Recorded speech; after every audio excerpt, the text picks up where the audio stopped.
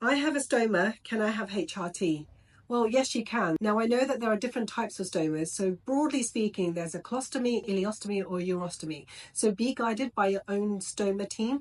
But having a stoma is not a contraindication for HRT, but you will need to speak to your own doctor to discuss your individual risks. And some medications might affect the stoma output or absorption. Navigating perimenopause and menopause while managing a stoma will have its own unique set of challenges. Both conditions involve significant bodily changes and require careful attention to health and your well-being. So it's important to be aware of the signs of perimenopause, and if you are going through your natural biological transition, be aware of the signs and symptoms such as hot flushes, night sweats, vaginal dryness, mood swings and irritability, sleep disturbances, brain fog, decreased libido, weight gain and slowed down metabolism. There's a whole load of symptoms that can occur. Now, this is due to the rise and fall of estrogen and progesterone and testosterone. So the rules are simple. If you have a womb, you will need estrogen and progesterone. It's non-negotiable. You have to have progesterone as that's vital to protect the endometrial lining and protect that against endometrial cancer. So if you have estrogen, you need progesterone. Now, for those that have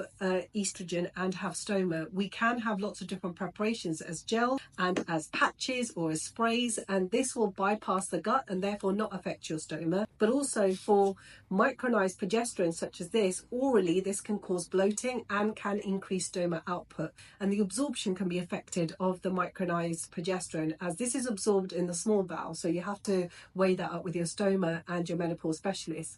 Now, some doctors can use the same micronized progesterone, but use that vaginally off license. But the risks and benefits of that have to be considered for you. Now, for the progesterone component, you can also consider the Mirena coil, as that will also provide you endometrial protection and bypass your gut as well. But I understand for a lot of people that have a stoma, their anatomy of the womb might be effective or the positioning of the womb. So getting a Mirena coil might be actually a difficult thing. So it's again really important to be guided by your team. Now, if you don't have a womb and you don't have a background of endometriosis, then the only thing you'll need is estrogen as a gel, patch or spray, and that's about it. But if you do have a background of endometriosis and you've got a stoma, then you'll need progesterone cover as well. So the normal transition of perimenopause and menopause can lead to vaginal dryness and decreased libido. While having a stoma, this can also affect body image and sexual confidence. It's really important that we address those issues if that is on top of what's causing the distress for you, and also if it's important as part of your relationship. Now, to address these issues of, say, vaginal dryness or genitourinary syndrome of the menopause, we recommend lubricants and vaginal moisturizers. There's also vaginal estrogen pessaries as well. It's really important to have open communication with your partner, but also it's really important to understand what pleasure means for you and exploring different ways that you can be comfortable with having a stoma.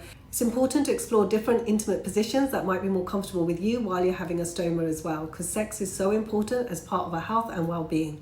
Also in menopause, your nutrition is vitally important, such as incorporating foods high in calcium, vitamin D to support bone health as well. Eating foods that have the right amount of fiber in them to manage your bowel function and gut health, but be aware that that should be consumed in moderation, as this can cause a blockage of your stoma, or the other way can cause diarrhea as well. You need to look at foods that you're eating that can cause gas or odor, which can also be noticeable with a stoma as well. You might find that your tolerance to alcohol has changed due to menopause and having a stoma as well, so try and limit the amount of alcohol intake. It could be that you need your own nutritional plan that goes hand in hand with your stoma care, as well as managing the perimenopausal or menopausal symptoms and lifelong beyond, because we know that once you're postmenopausal, you're postmenopausal for life.